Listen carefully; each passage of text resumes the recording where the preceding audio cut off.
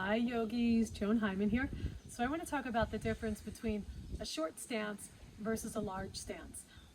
When I was practicing Ashtanga yoga in my early years, I was taught to take a short stance. The benefit is it's more stable, it is grounding. I find I don't open my body as much and I don't work as hard. And then when I started taking the Iyengar classes, they really opened up my stances. So I often tell people, discern what works better for you and what are you looking for. Okay, so if you look at my body, I'll take triangle pose. Okay, so this is about a 3-foot stance.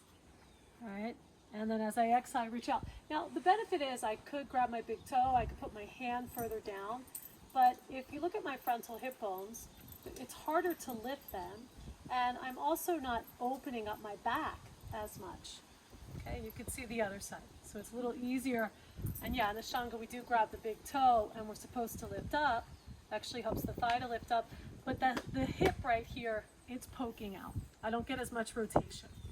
Okay, so if I open my stance, I'm going to go 4.5 feet. Look at my frontal hip bones, see how much they're lifting. It's harder to get my hand on the floor, so I might need a block, but I can lengthen this underneath rib, lift the frontal hip bones, and I can really firm and rotate that front hip into the midline. Okay, so I'll do the longer stance facing the back too. All right, so look at my left hip. As I reach out, see how it rotates in? And then can you see the sacrum is wider? There's more space for it to breathe and for my torso to lengthen out of my pelvis.